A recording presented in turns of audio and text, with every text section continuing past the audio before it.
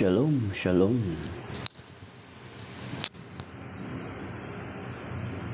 Shalom mga kapatid, shalom. Isang pinagpalang araw sa ating lahat, lalo na yung sa mga regular natin nakakasama, mga elders, sina Brother Joseph John Quijano, saka si Brother or si Kuya Romy Nunez. Yan. At iba pa natin nakakasama palagi, si Mystery of Faith, si Kamutika TV, si Pablo.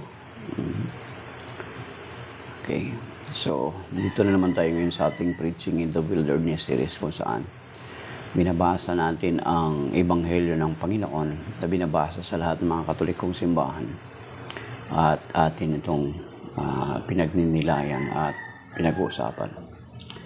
So, but before that, let us pray this prayer.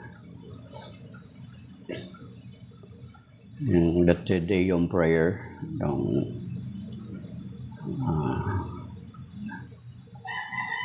isa sa mga ancient prayer ng simbahan.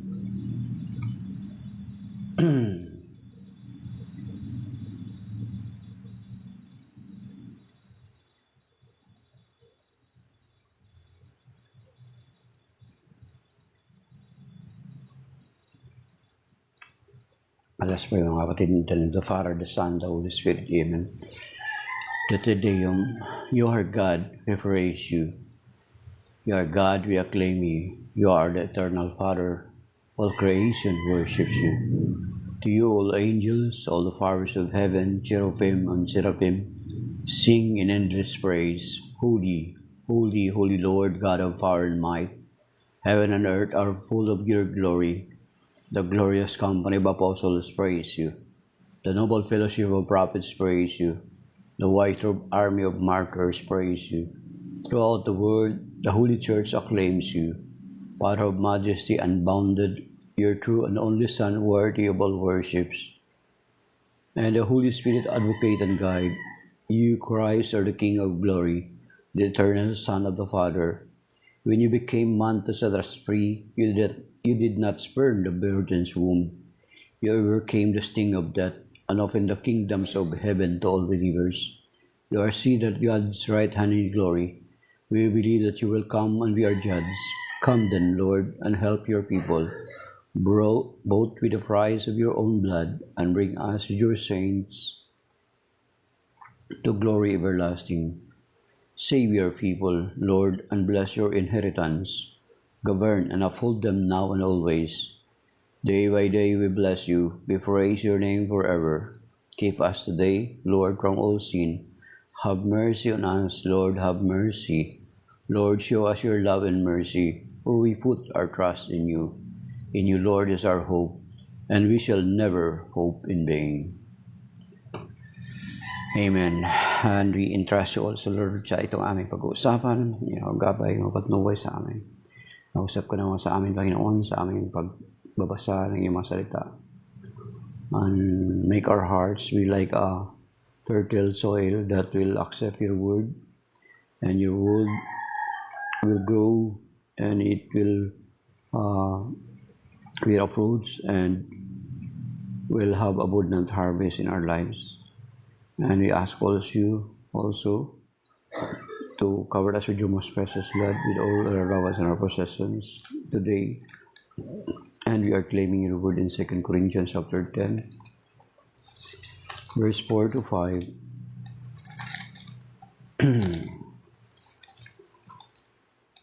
Masalamat ako'y may kapangyarihan ng Diyos at nakapag-pag-uo ng mga kuta at hindi sandatang makasanlibutan. Sinisira ko mga maling pangatwiran.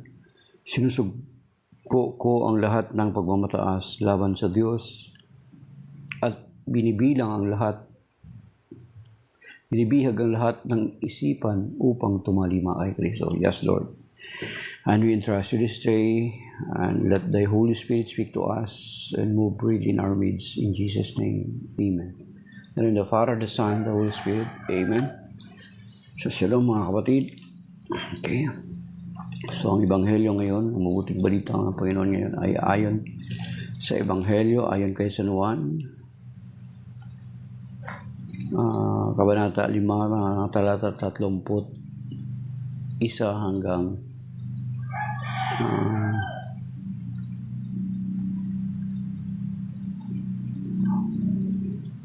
4 na po.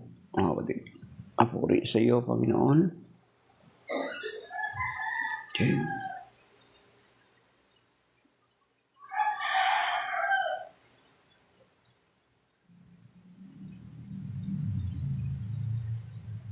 Apat na pito.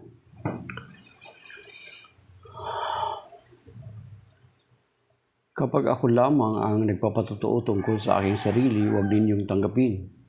Ngunit may ibang nagpapatotoo tungkol sa akin at totoo ang kanyang sinasabi.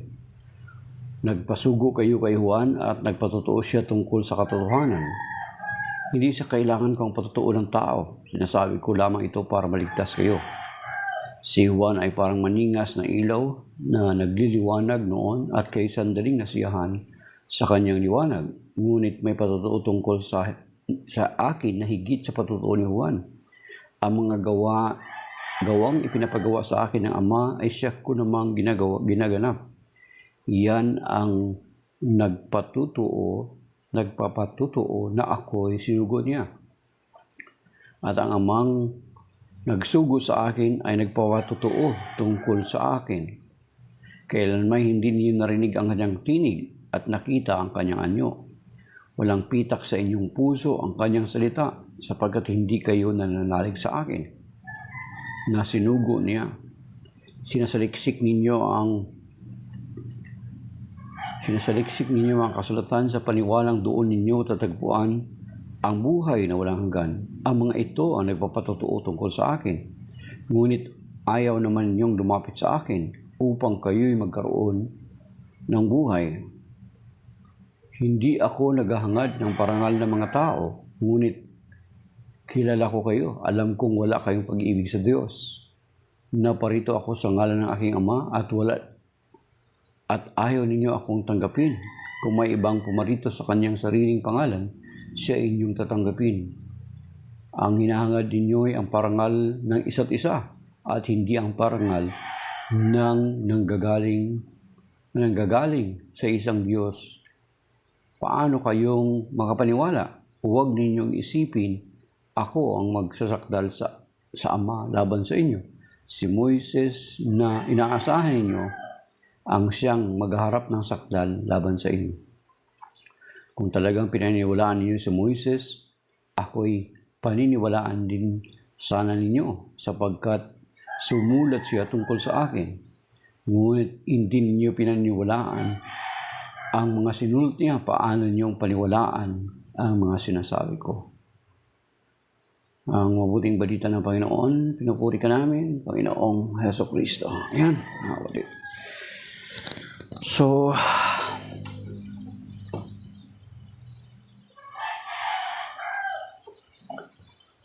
yun, shalom mga kapatid. Maraming salamat. May 417 likes na. Sana 417 talaga yan. Pagwalain kayo ng Panginoon. Gabayan at buhayan sa araw na ito kasama ng inyong mga mahal sa buhay at inyong mga ikinabubuhay. Meron din yung mga nagtap ng screen or kahit hindi man nagtatap ng screen but they have the intentions na makiisa sa atin. Kaso lang maaring papuntang trabaho or nagtatrabaho. So, ang Panginoon na nakakaalam at ang kapatid ng ating nilalaman ng ating puso, siya nawa ang magpala sa atin, mga kapatid. Amen. So, sinasabi dito ng Panginoong Jesucristo sa kanyang mga salita, ito'y karugtong ng kahapon, sa John chapter 5 pa rin. Ang unang bungad ng Panginoong Jesucristo na since na hindi siya tinatanggap ng mga Hudyo ay sinasabi niya dito na yun si Pablo sa Japan siya nag-aalmusal na rin daw papuntang trabaho. So yun, God bless Pablo sa kayo at yung pamilya dito sa Pilipinas. Okay, so ang patutuo ng hindi nila natanggap ang Panginoong Jesucristo. So, ang sinasabi dito ng Panginoon, sabi niya, kung ako ang nagpapatutuo tungkol sa aking sarili, ay pwede na hindi ninyo tanggapin. Sabi dito, punta na, balikan natin. Kung ako lamang nagpapatotoo tungkol sa aking sarili, huwag ninyong tanggapin. So yun, mga kapatid. Kung siya lang, kung ang Panginoon Kristo lang, di ba? Katulad nung nabanggit natin kahapon, na there are many people nowadays who claim to be a prophet, lalo dito sa atin sa Pilipinas. Kaya nga kapag maglaro ng boom panis, ay panis sa atin yung mga foreigner. Di ba? Ito ay narinig ko na joke ni Attorney Maruel Yasos, isang Catholic Faith Defenders members ng CFD. Sabi niya, kung si Mang Joseph Smith ay nakausap siya ng anghel, bumpanis yan sa atin. Kasi meron dito sa atin na nagpakilala na anghel. Yun, di ba? Kung titingnan natin, di ba? Marami nang dito sa atin nagpapakilala na siya yung Diyos Ama, siya yung Espiritu Santo. Meron pa dito nagpapakilala sa atin na siya yung anak, appointed son. Pag sinabing appointed son is, kumbaga in English lang yung Messiah.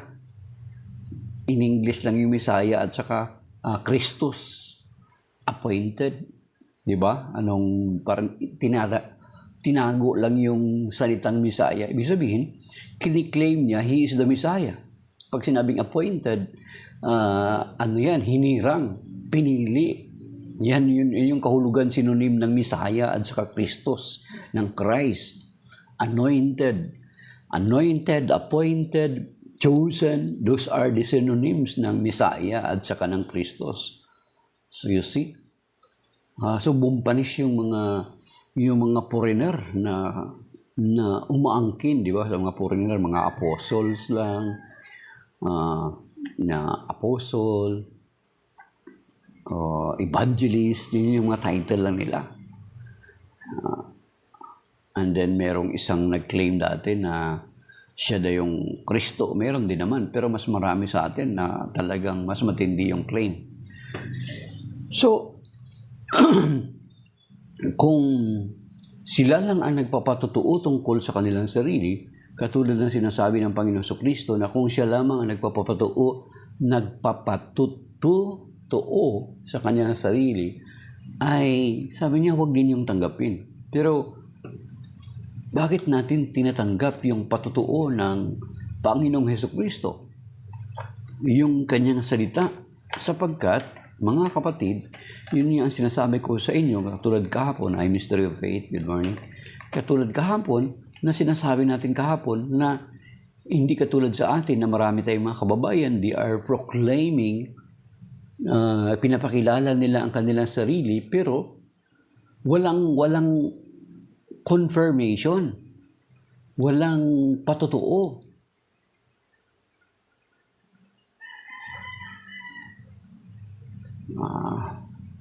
Walang patotoo, mga kapatid. Ay sa atin dito sa Pilipinas, since na wala naman tayong tinatawag, Pablo, na wala tayong tinatawag na, sabi niya, tanong kasi si Pablo, mga kapatid, off-topic questions, isa ba ang stand ng IRC sa ungkol sa politics Pinas or may kanya-kanyang opinion? Ang simbahan, pagdating naman kasi ng election, meron siyang tinatawag na pastoral letter. Supposed to be, sa pastoral letter na yun ay pinapakikinggan ng mga mananampalatayang Katoliko yun. Kung talagang totoong tupa sila ng Panginoon. If they are truly the sheep of the Lord's pasture, they are supposed to listen to the voice of their pastor, their shepherd, yung mga bishops natin, mga pare natin, through that pastoral letter bago mag-election. Pero sa atin, hindi natin pinifuwersa or hindi tayo katulad ng ibang mga sekta na gumagamit tayo ng tinatawag na black voting. Wala. We are giving the church is giving the faithful ng i-exercise yung kanilang yung free will na tinatawag Hindi natin sila pinipersa na ito yung ganito. Basta ang ginagawa lang ng simbahan ay maglalabas ng pastoral letter before the election. Dapat ito yung magiging pamantayan natin. Ito yung magiging pamantayan natin. So, yun lang yung sasabihin ng simbahan. Kasi ayaw siklawan ng simbahan yung free will, yung freedom to choose ng mga tao. Kasi even God is giving us the free will. So, the same, the church. So, mag-pastoral letter lang yung ilalabas niya. So, hindi talaga nagkakaisa tayo pagdating dyan sa, Okay. Pablo, okay. So, ang Panginoong Kristo, kung sabi niya, kung siya lang nagpapatotoo sa kanyang sarili, ay huwag nating tanggapin. Ngayon, the same principle na pwede nating gamitin sa kasalukuyang panahon na kapag may mga taong magpatotoo para sa kanilang sarili, na sila lamang lang ang nagpatotoo sa kanilang sarili, ay huwag nating tanggapin. Kasi ang Panginoon Kristo nga sinasabi niya na kung ako lamang ang nagpapatotoo sa aking sarili, huwag ninyong tanggapin. So dapat ganung prinsipyo din yung gagamitin natin, mga kapatid. Sa mga taong nagpapakilala ngayon sa kanilang sarili, sinasabi nila, anghel sila, sinasabi nila na sugo sila, sinasabi nila na propeta sila. May mga title niyan May may appointed son sila, or anghel sila, apostol sila, Kung sila lamang nagpo-proclaim sa kanilang sarili, ay wag nating tanggapin. Kasi ito yung sinasabi ng Panginoon Kung siya lamang nagpapatotoo sa kanyang sarili, wag nating tanggapin. Much more doon sa kasalukuyang panahon na nagpatotoo sila sa kanilang sarili na walang ibang nagpapatotoo na may higher authority. Ang Panginoon Kristo, sabi niya, merong nagpapatotoo sa kanya, ang Ama.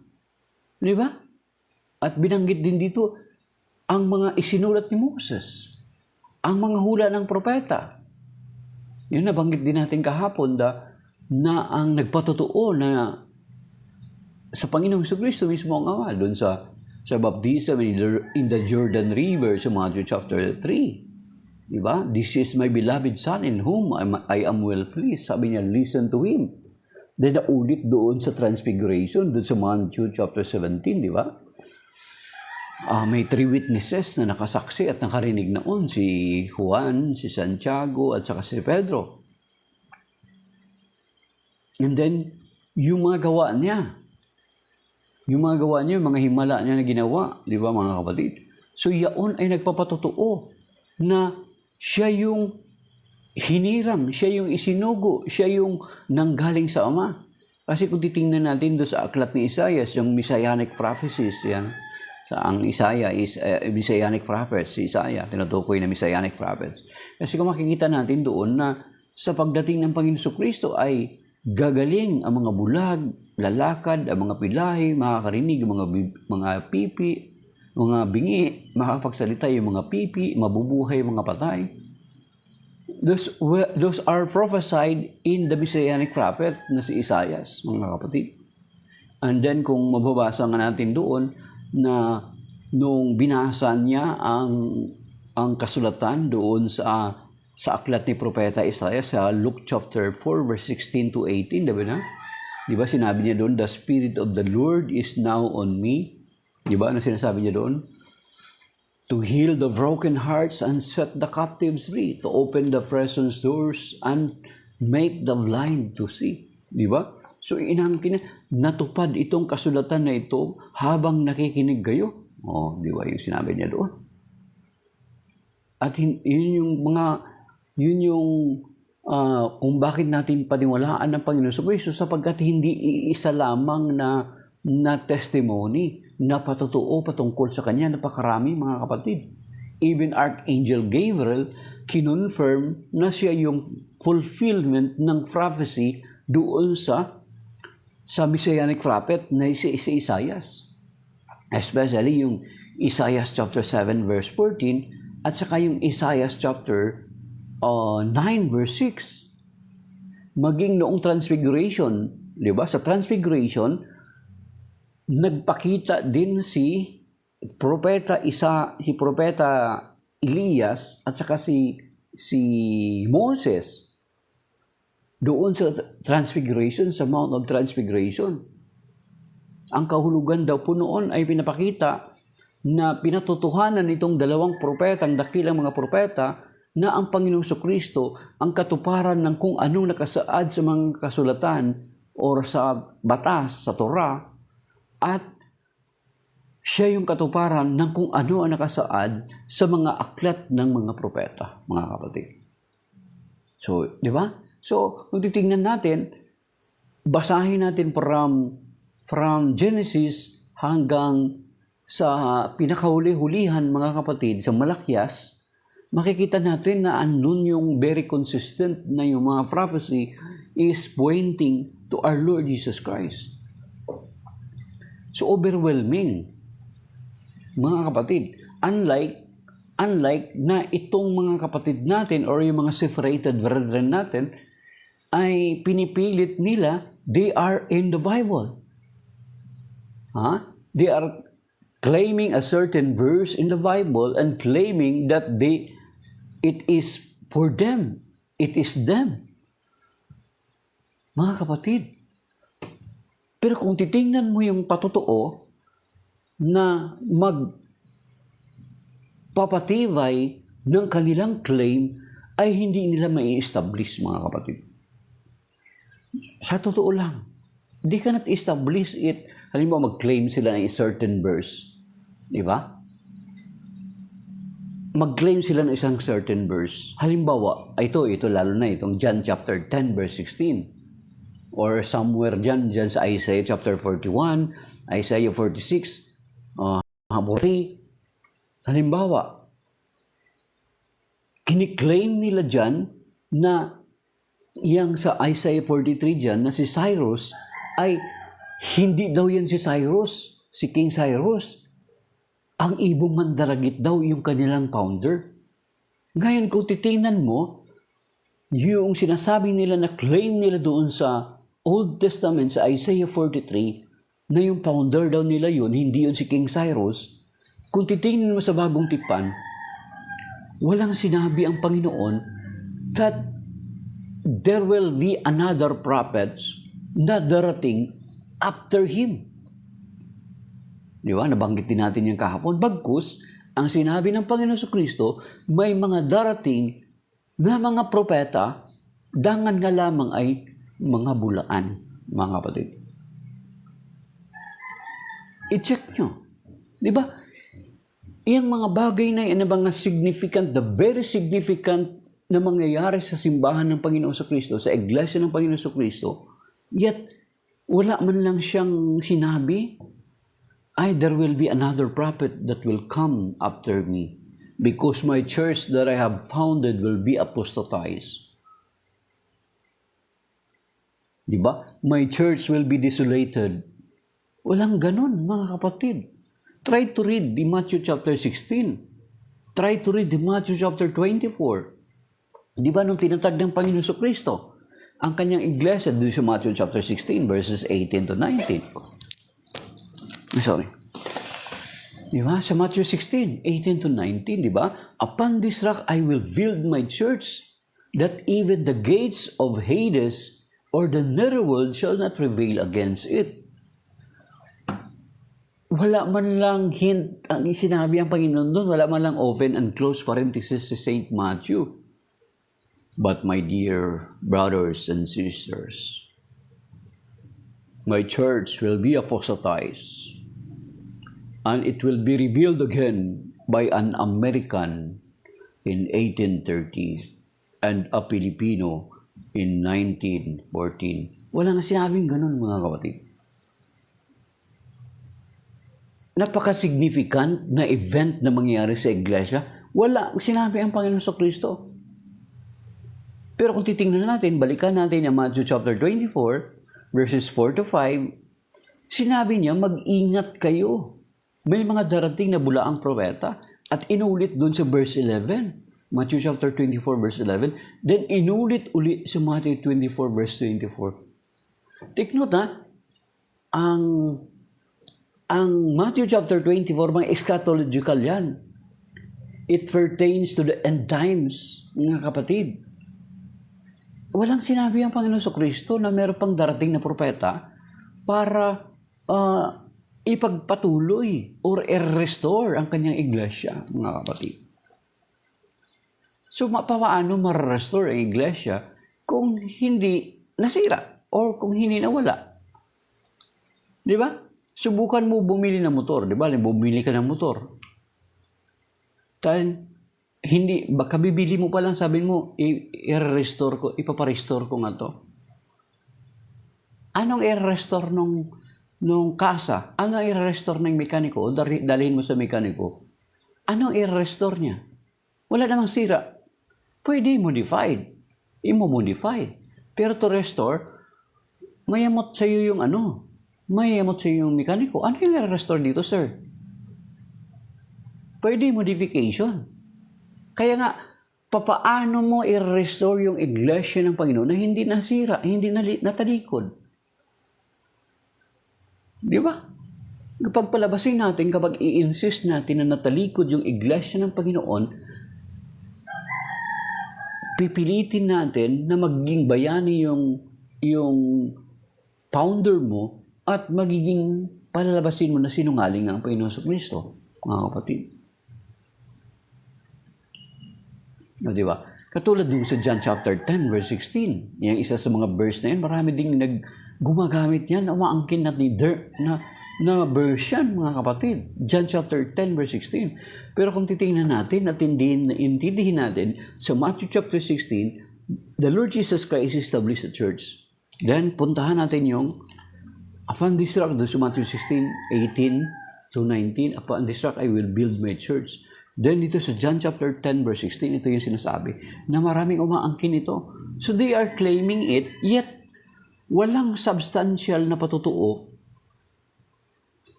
sa mga nagkiklaim nito na sila iyon. Ano sabi dito sa John chapter 10 verse 16? Okay. Mayroon akong ibang tupa na wala sa kulungang ito.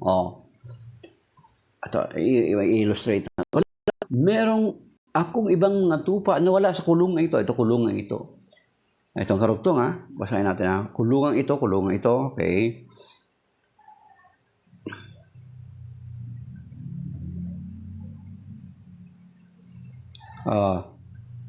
Kinakailangan sila'y alagaan ko rin, pakikinggan nilang aking tinig, sa gayoy, maging isa ang kawan at isa ang pastol. So you see, maging isa ang kawan at isa ang pastol. Take note, kahit sa English, sabi niya, I have other sheep na wala pa doon sa kulong yun, sa sheepfold, that I need to take care of for them also, so that there will be one flock and one shepherd. Hindi niya sinabi, mga kapatid, there will be another flock and there will be another shepherds. Or hindi niya man lang sinabi, there will be another flocks and many more shepherds. Hindi niya sinabi ganyan, mga kapatid. Kasi kung sinabi ng Panginoon sa Kristo lang, okay lang sa atin, ganito na talaga tayo sa Christianity, kanya-kanya tayo, kasi yan naman kasi sinabi ng Panginoon doon sa John chapter 10 verse 16. Di ba?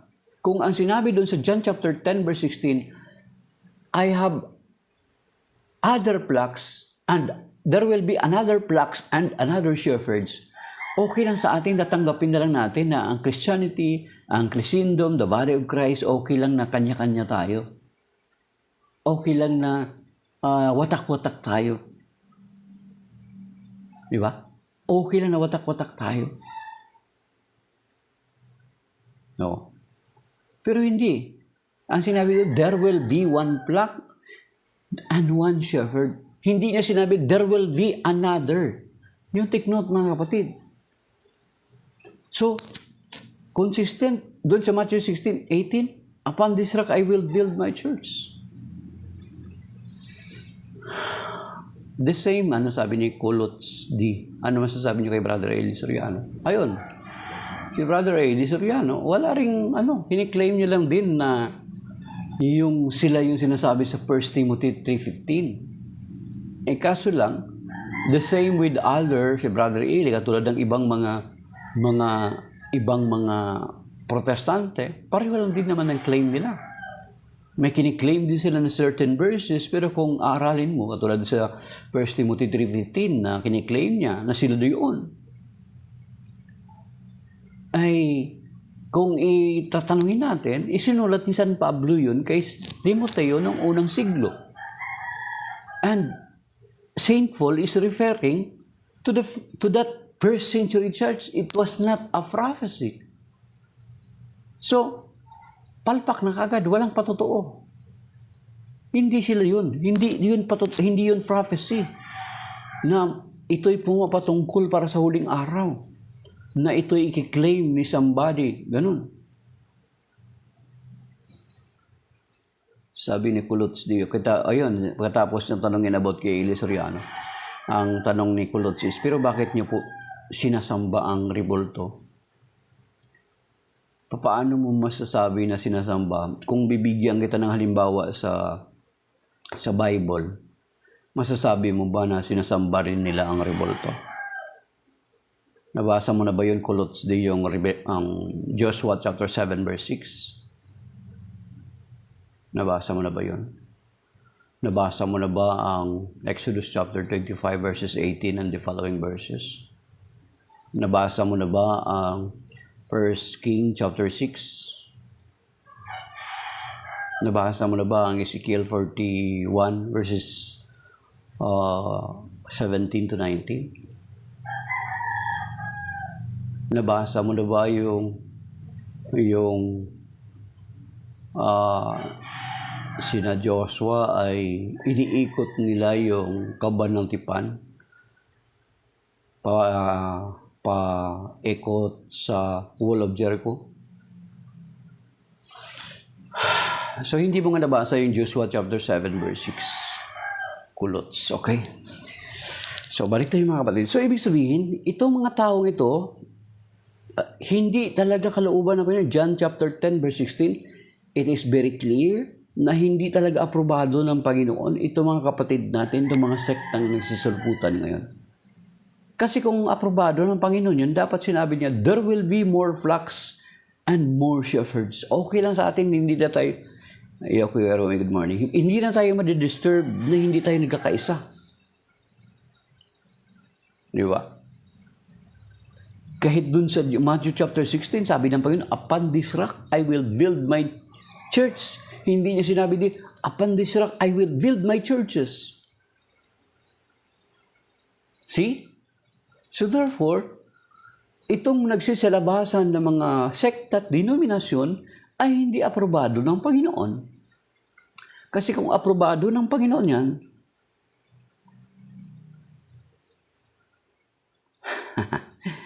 yung Kulots di, sabi ni Brother Joseph yun, nabasa mo? Mabuti kami magsimba sa rebulto kaysa simbahin namin si Soriano o si Manalo, wag na. Ako pa rin, Brother John, di ko pa rin sisimbahin ang rebulto.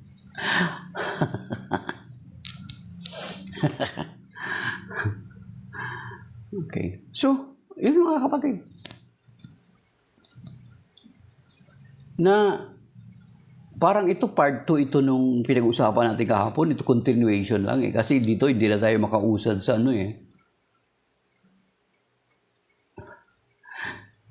Ito sigurado si Kulots din na ito, member to ni Soriano. Brother John.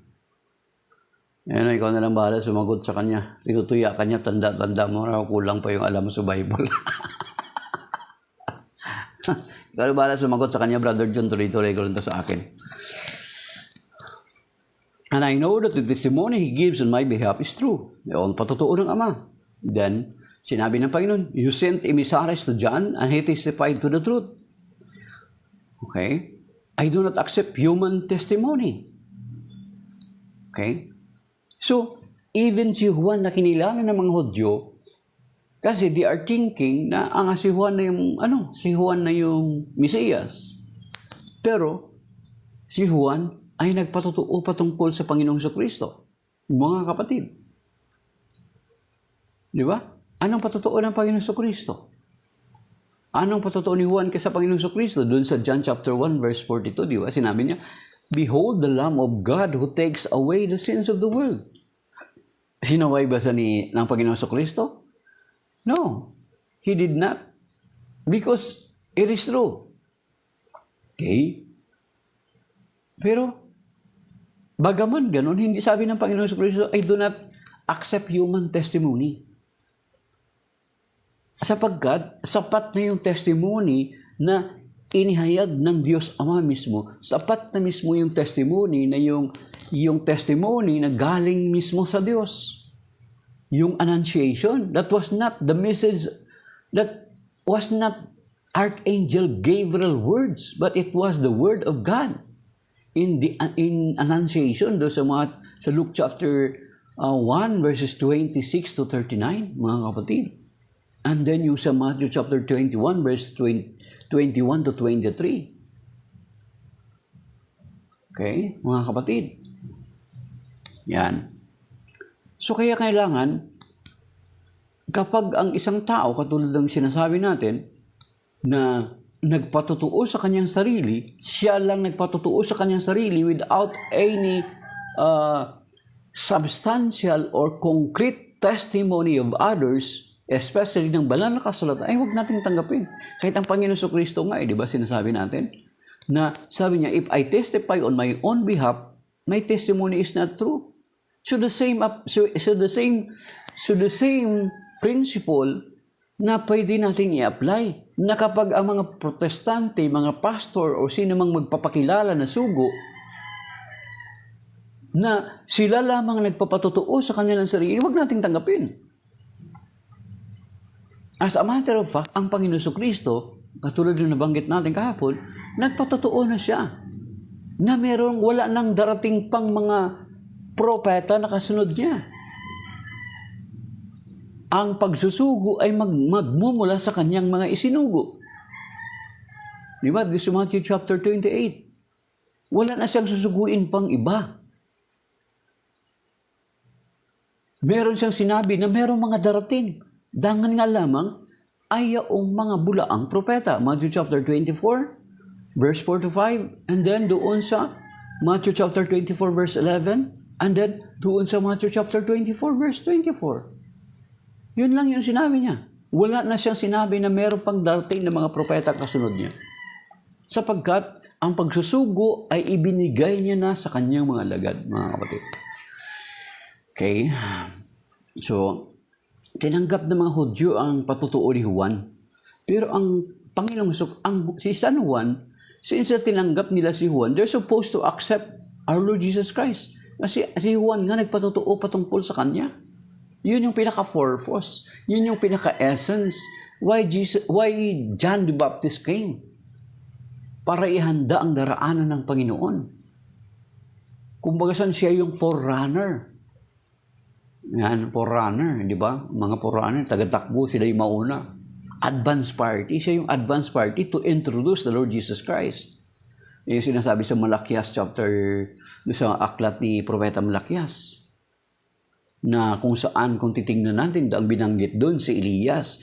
Pero later, makikita natin na sinabi ng Panginoon doon sa Matthew chapter 11 na He is the Elijah to come. No? So, pinatutuhanan ng Panginoon that John the Baptist is indeed the forerunner being prophesied in the book of Malakias, Malakay. Okay? Basahin niyo sa Malakias, ilang chapter lang naman yun para masabi niyo, confirm niyo kung totoo ba yung sinasabi ko o hindi. Punta natin dito sa Matthew chapter 11 na, mga kapatid. Okay. So si Juan nagpatotoo sa Panginoong Jesucristo at legit na tama lang na magpatotoo. Hello, Martada. Legit na tama lang na magpatotoo din si Juan sapagkat pinatutuhanan siya ng Panginoong Jesucristo na siya yung katuparan ng sinasabi sa Malakias, sabi dito sa Matthew chapter 11. Okay. Mixed nuts yan. Si Mick Sandnuts. Si Mick Sandnuts, hi, good morning. Anong sekta mo, Mick Sandnuts? Ano pong denomination ka? Bago ko sagutin yung sinasabi mo. Sabi dito sa Matthew chapter 11. Okay. So, Matthew chapter 11 verse 4. Sumagot si Jesus, bumalik kayo kay Juan at sabihin sa kanya ang inyong narinig at nakita. Nakakita ang mga bulag, nakikalakad ang mga pilay, gumagaling ang mga kitongin, nakakarinig ng ang mga bingi, muling nabubuhay ang mga patay at pinangangaral sa mga dukha ang mabuting balita. Mga palad ang taong hindi nag-aalingalangan sa akin. Verse 7, pagalis sa mga alagad ni Juan, nagsalita si Jesus sa mga tao tungkol kay Juan. Bakit kayo lumabas sa ilang? Ano ang ibig ninyong makita? Isa bang tambo na inuugoy ng hangin? Ano nga ang ibig ninyong makita? Isang taong may maringal na kasuotan? Ang mga damit na maringal ay nasa palasyo ng mga hari. Ano nga ba ibig ninyong makita? Isang propeta. Oo, sinasabi ko sa inyo, higit pa sa propeta. Verse 16, verse 10. Sapagkat si Juan ang tinutukoy ng kasulatan, narito ang sugo ko na aking ipinadalang mauna sa iyo. Ipaghandaan niya ang iyong daraanan. Sinasabi ko sa iyo sa mga isinilang wala pang lumitaw na higit na dakila kay Juan Bautista. Yan. So you see, the Lord Jesus Christ testify na ang si Juan, siya yung katuparan ng sinasabi doon sa aklat ni Malakias at saka ng aklat ng Messianic prophecies. Tanong ko muna sa iyo, Mix Sandnuts. Alam ko Katoliko ka dati. Pero Katoliko ka dati. Ano yung sekta mo bago ko sagutin yung tanong mo? Okay. Mix Sandnuts. Anong sekta mo? Anong denomination mo? Anong kinabibilangan mo pananampalataya? Bago kita sagutin.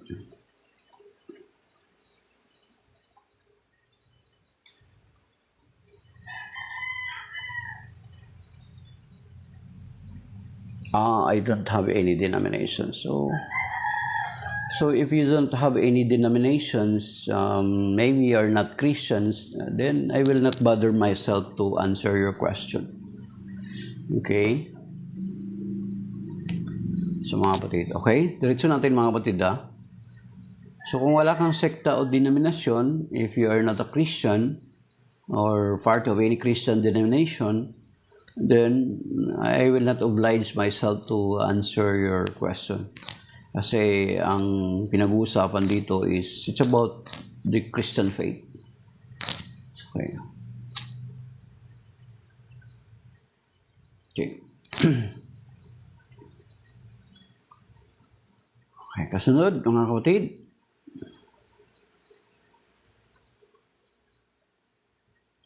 So, and for a while, ang sabi dito ng Panginoon, sinasabi niya patungkol kayo, but I say to you, so that he was a burning shining lamp, and for a while you were content to rejoice in his light. But I have testimony greater than giants, the work that the Father gave me to accomplish this work that I performed, testify on my behalf that the Father has sent me. Si Juan, sinasabi ng Panginoon na maningning na ilaw, nagsilapitan yung mga tao, na nasiyahan yung mga tao. Okay? Nasiyahan yung mga tao. Yet, nagpatotoo si Juan, tinanggap nila si Juan, yet they are not, hindi nila tinatanggap yung patotoo ni Juan, pointing that our Lord Jesus Christ is the Messiah. Diba? Sinabi pa nga ni Juan, I am not worthy that even to untie his sandal. Siya yung sinasabi ko na dumarating na kasunod ko. Diba? Sa John chapter 1 verse 42, pinatutuhanan ni Juan na siya yung kordero ng Diyos na nag-aalis ng mga kasalanan ng sanlibutan, mga kapatid. Pero, it does not matter. Kasi sabi nga ng Panginoong Kristo, yung patutuo ni Juan ay mga ano lang yun, mga confirmation na lang yun. Pero, ang higit ng patutuo, yung patutuo mismo ng Ama, mga kapatid. Di ba?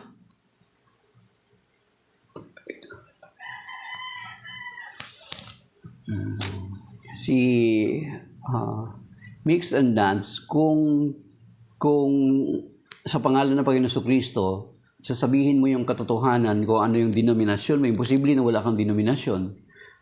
Why you are ashamed to tell your denomination? Okay? Why you are ashamed to tell your denomination? Because if you're not really a Christian, atheist ka, so no need, you don't need to ask mga ganong bagay. Hindi mo concern yun. Dapat kung atheist ka, yung concern mo about dun sa mga existence ng Diyos, yung ganon. Hindi ka hindi ka pwede tanong patungkol dun sa mga ganon. Okay, thank you. Thank you, Mix and Nuts. Okay. Atheist pala sa Mystery of Faith. So, hindi siya pwede sagutin doon sa tanong niya kasi atheist naman siya. Mga tanong na yun, mga tanong lang yun ng mga separated brethren natin. Sasagutin ko pa yun. Pero kung siya, atheist siya, yung proclamation niya, hindi ko siya kailangan sagutin. Okay.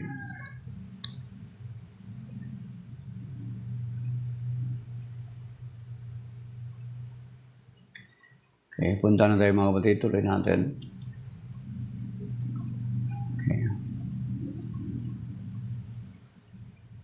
Moreover, the Father who sent me has testified on my behalf. Yun na nga, binanggit natin kanina, na how many times na nagpatotoo ang na ang Panginoon Kristo ay dapat nating pakinggan. Doon sa Transfiguration, and then doon sa panahon ng baptism. Okay.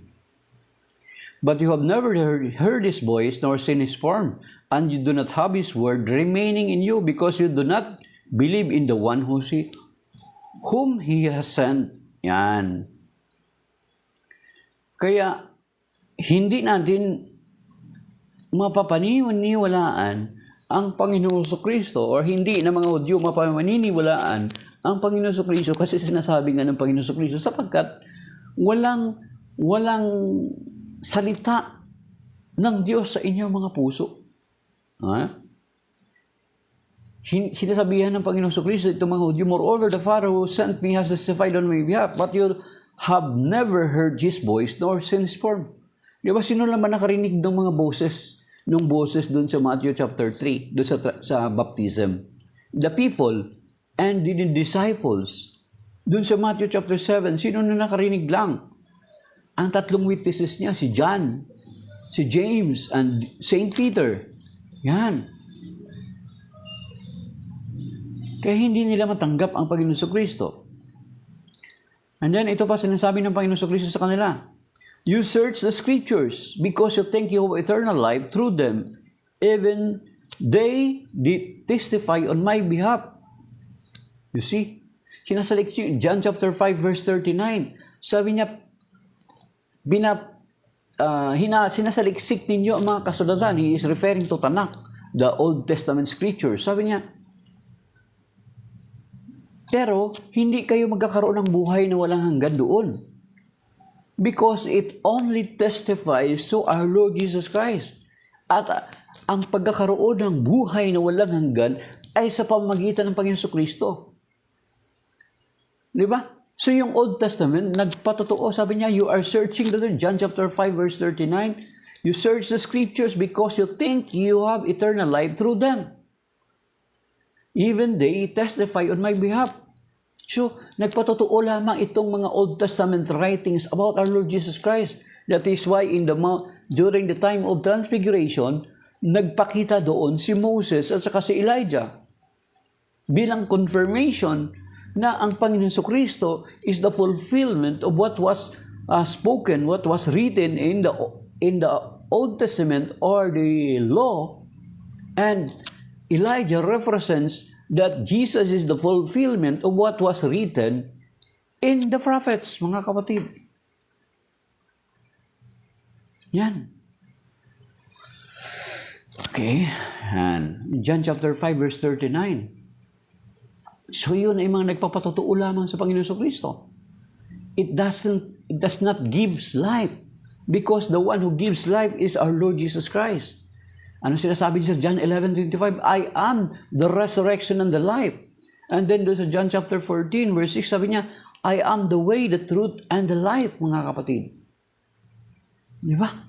Yan. Okay. Okay. God bless you na lang, Mexandros. Okay. Kung totoong atheist ka, darating na ang araw na hipuin ka ng Panginoon. Okay. Okay, God bless. God bless you. Mix and nuts. Bye-bye, mix and nuts. Okay. God bless you sa journey mo bilang atheist. Okay.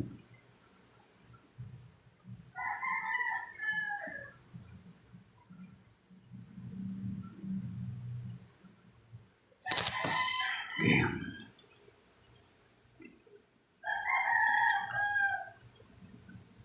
How can you believe when you accept praise from one another and do not seek the praise that comes from the only God?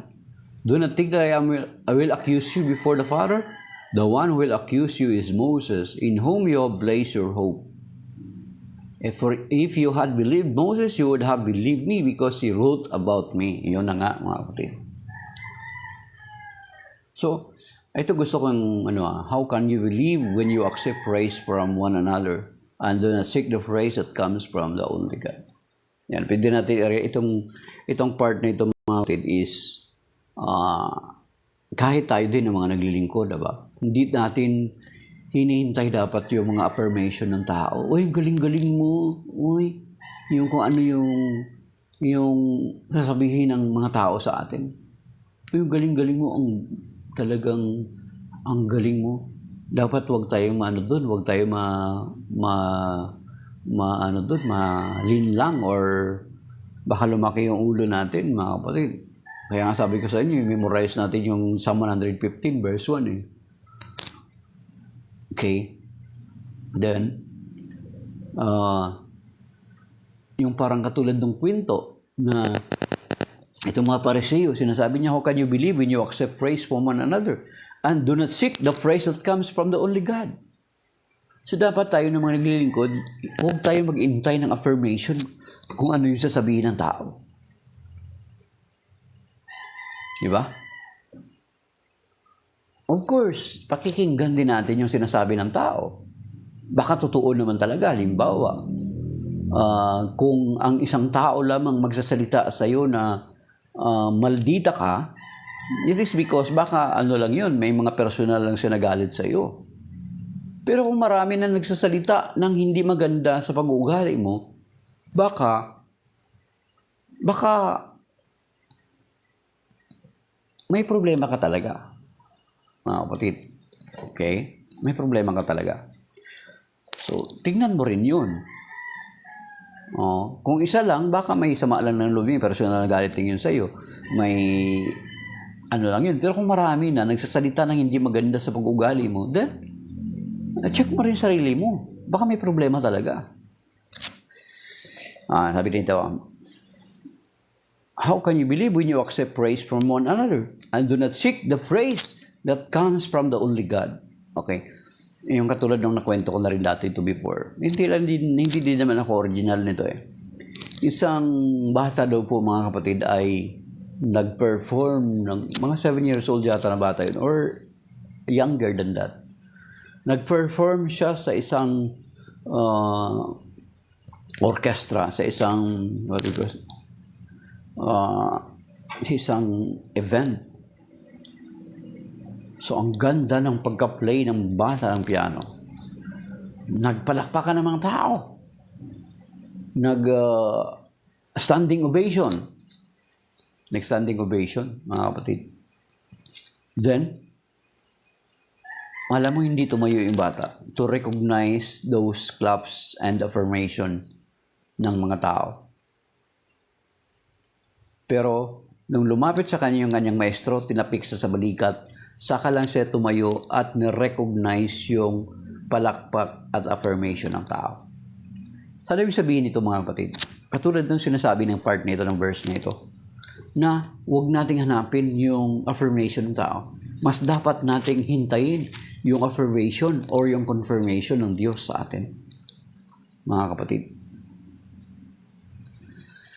Kape na po tayo. Sabi na Panginoon every day, oh, Kuya Romy, nakapagkape na kami kanina. So yun, parang gano'n yung bata na hindi natin hintayin yung kung ano yung sasabihin ng tao. Ang hintayin natin kung ano yung sasabihin ng Panginoon sa atin. Mas mahalaga yun, mga kapatid. Tularan natin ang host, si Brother Gary, dikit ni San Pedro, malapit. Di, mas dikit ka doon, Brother June. Mas dikit ka na, malapit ka na, edad ka na eh. Joseph pa. Saint Joseph pa naman, yung pangalan mo nakabase sa Saint Joseph is, ano daw si Saint Joseph, Brother June eh. Siya daw yung patron ng happy and a peaceful death. Kaya kung magdasal kami nga, yung kapag magdasal kami, mag-rosary kami sa gabi, sinasali ko na yung prayer na we ask to give us a peaceful and a happy death, a peaceful night rest and a happy death when our times comes through the intercession of Saint Joseph. So mas malapit ka dun, Brother Joseph June, kasi yung pangalan mo palang Joseph, kadikit po na sa San Pedro. San Jose. At saka, yun, mga kapatid. And then, balikan natin. So, ang mag-aakusa sa kanila, sa mga Hudyo, kasi ang audience dito ng Panginoon Jesucristo, mga Hudyo eh. Sabi niya, mag-aakusa sa inyo balang araw si Moses. Kasi si Moses, nagsulat siya patungkol sa Panginoon Jesucristo. So once na hindi nila tinanggap ang Panginoon Jesucristo, ay ang mag-aakusa sa kanila sa harapan ng Diyos ay si Moses. Kasi pinapaniwalaan nila si Moses, kinikilala nila si Moses. Si Moses ang ginamit ng Panginoon na magpalaya ng kanyang bayan sa Ehipto. Mga kapatid, di ba? But here comes ang Panginoon Jesucristo, ay siya yung magpapalaya sa atin, not anymore in the hands of Egypt, but in the hands of Satan because of our sin, mga kapatid. So, tinanggap nila ang Panginoon Jesucristo, tinanggap nila si Moises, yet ayaw nilang tanggapin ang pinatotohanan ni Moises, ang Panginoon Jesucristo. Kaya hindi pwede na tatanggapin mo. Parang katulad dito mga kapatid, ito yung argumento na sinasabi. Hindi pwede na tinatanggap mo yung authority ng Biblia, sinasabi ng Biblia. Yet, hindi mo tinatanggap yung authority ng nagbigay sa iyo ng Biblia. You are continue protesting against Him. Parang ganun. Tinatanggap nila yung patotoo ni Moises. Yet, tinatanggap nila si Moises, pero yung patotoo ni Moises patungkol sa Panginoong Jesucristo, hindi na tinatanggap. So, parang katulad ng mga protestante natin, mga kapatid. God bless, IDK, God bless. Parang katulad ng mga protestante natin, mga kapatid, tinatanggap nila yung Biblia, pero hindi nila tinatanggap ang otoridad ng nag-compile ng Biblia, which is the Catholic Church. Di ba? Anong logic yun? Kung tinatanggap mo yung Biblia, dapat tanggapin mo rin yung authority na nag-compile ng Biblia, the Catholic Church. Then kung tinatanggap mo yung authority na nag-compile ng Catholic Church, then you're not supposed to be a Protestant. You're supposed to be a Catholic. Mga kapatid. Ayan, yun yung relation nito, sinasingit natin. Okay? Then, sabi ng Panginoon, if you had believed Moses, you would have believed me, because he wrote about me. Lucky Virgo, ba? Talagang mahilig ka sa swerte. Suggest ko sa iyo, sana ang swerte, hindi po yan sa Panginoon. Yan Lucky Virgo Yan, at least sabi ko sa iyo. Isang mapagpalang umaga. Okay? But if you do not, if you had believed Moses, you would have believed me, because he wrote about me. But if you do not believe His writings, how will you believe my words? Di ba? So yun mga kapatid. Nagets nyo? Yeah? Tinanggap nila si Moises. Pero yung patotoo ni Moises patungkol sa Panginoong Kristo, hindi nila tinatanggap. Kaya isiningit natin na many people, are separated brethren, they are accepting the authority of the Bible. Tuwang-tuwa sila gumamit ng mga chapter at mga verses. Diba? Magagaling sila mag-quote ng mga verses, yung prop texting. Pero hindi nila tinatanggap yung authority na nag-compile ang Bible. Na mismo ang Catholic Church nagpangalan sa Bible na Bible. Naglagay ng mga chapters, Catholic Church. Naglagay ng mga verses, Catholic Church. Nagdetermine ang canon ng Scripture, Catholic Church. See? Ayun, ito yung sinasabi ng Panginoon. Tinatanggap nila si Moises. Pero yung patotoo ni Moises, ayaw nilang tanggapin. Para sila palang, dito pala ginaya ng mga protestante, mga separated brethren natin, yung pag-uugali na yun. You see? Okay. For if you had believed Moses, you would have believed me. Okay? So, ibig sabihin, parang ina-apply natin ngayon na if you believe in the authority of the Bible, you believe in the Bible as the Word of God, then you must also believe in the authority of the Catholic Church, because the Catholic Church is the one who named it Bible, the one who compiled the Bible, the one who gives you the chapter and verses. That is why meron kayong nakiklaim na mga verses at mga chapter at verses sa Bible. Then you're supposed to accept the authority of the Catholic Church. Or else, wala pala kayong pagkakaiba sa mga Hudyo. Tinatanggap nyo lang si Moises. Pero yung patotoo ni Moises, hindi nyo tinatanggap. Kaya dati, Brother Jun, iwan ko lang, ikaw na pagsasabihan ka ba dati? Kuya Romy, napagsasabihan ka ba dati? Yung mga tiyahin ko, nasasabihan ako, para kang Hudiyo. Nakarinig ba kayo ng ganun? Para kang Hudiyo. Napagsasabihan ba po ba kayo dati ng ganun? Ako napagsasabihan ako. Later ko lang nalaman na naunawaan yung ibig sabihin ng yung para kang Hudiyo. Ibig sabihin, pag matigas ang ulo mo para kang Hudiyo, para kang Hudyo. So yung mga separated brethren natin, ganun ang nangyayari para silang mga Hudyo. Para silang mga Hudiyo, matitigas ang ulo. Tinatanggap nila yung authority ni Moises, tinatanggap nila si Moises, yet hindi nila tinatanggap ang patotoo ni Moises. Yan. Parang katulad ng mga separated brethren pala natin. They are accepting the authority of the Bible, but they are not accepting the authority nang nag-compile ng Bible, nagbigay ng chapter ng Bible, nagpangalang Bible ng Bible, at nagbigay ng mga chapter at mga verses. Ang tinatanggap lang nila yung Bible. Di ba? Anong logic yun? Yan.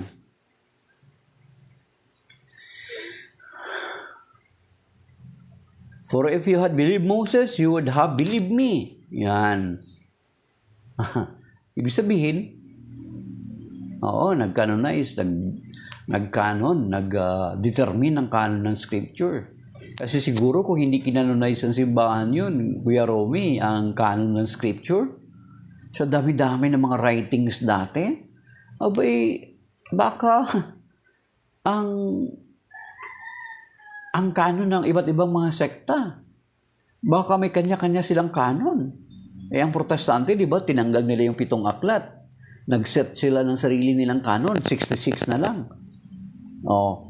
Pero ang original na Bible nila, yung King James Version, yung unang nalathala na King James nila, merong deuterocanonical books. Later na lang nila tinanggal. Ibig sabihin, patutuo yun na hindi tayo nagdagdag ng Biblia, sila ang nagbawas. So, Kaya nga mga kapatid, binibigyan natin ng diin itong ebanghelyo ngayon na itong mga tao, itong mga Hudyo, tinatanggap nila si Moises. Ngayon, nirelate natin sa ating kapanahunan sa kasalukuyan. Tinatanggap ninyo yung authority ng Bible. Okay? Tinatanggap nila yung authority ng Bible, yet they are not accepting the authority behind bakit nagkaroon ng Bible. May pangalang Bible ang Bible. May chapter at verses ang Bible, which is the Catholic Church. Edi wala pala kayong pagkakaiba sa kinoconfront ng Panginoon sa Kristo sa Ebanghelyo ngayon ng mga Hudyo. Tinatanggap nila si Moises, yet ang patotoo ni Moises ayaw nilang tanggapin. Edi wala kayong pagkakaiba sa mga Hudyo. Di ba? Okay. Pag hindi nyo pa naintindihan, ay ewan ko lang. Talagang baka pinipigilan nyo ang Espiritu Santo na mangusap sa inyo, mga kapatid. Okay. Okay? Okay. So, let us remember, mga kapatid, na ang Panginoon sa Kristo is greater Moses. Kung tinanggap ninyo ang Panginoon sa Kristo,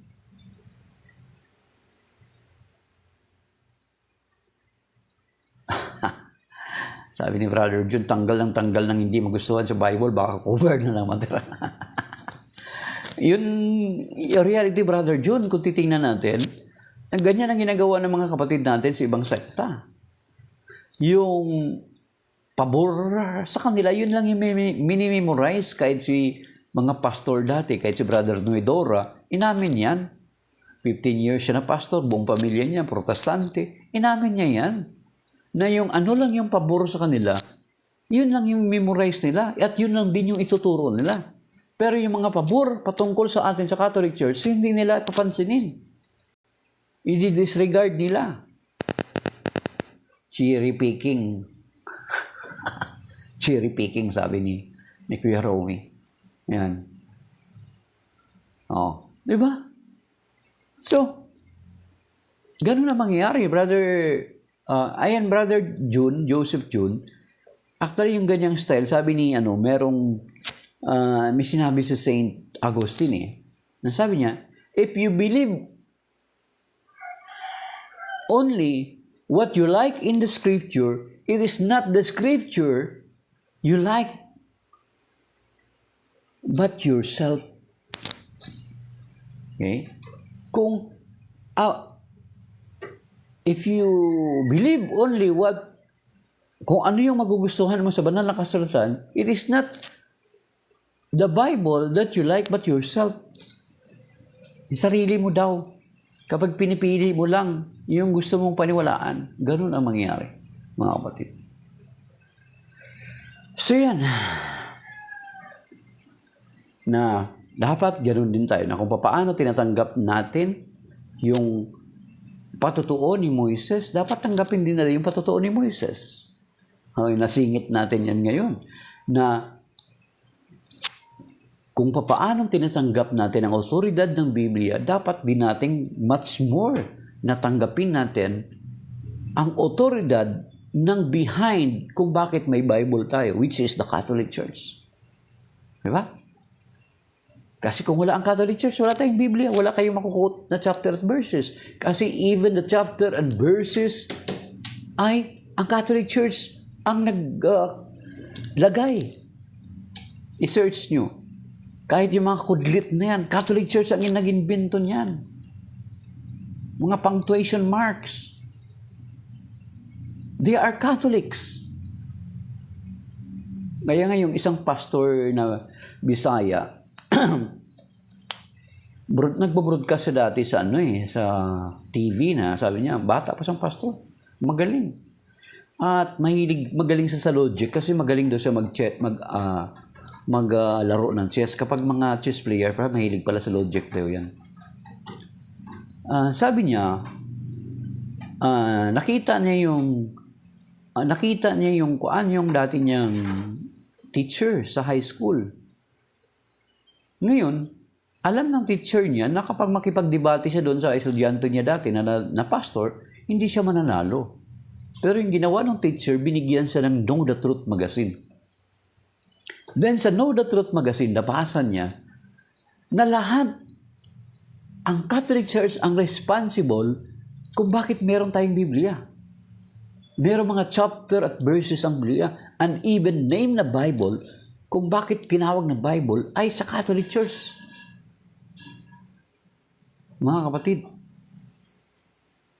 kaya nung nabasa niya yun, tinanong niya yung mentor niya. Ang layo daw ng sagot. Hanap siya ng rason. Wala, doon na siya nanlamig bilang pastor. Kasi wala man lang contribution ang mga protestante sa Biblia. And because of that, later on yung pastor din na yun ay na-convert, mga kapatid. At nakaranas pa siya, after his conversion, nakaranas pa siya ng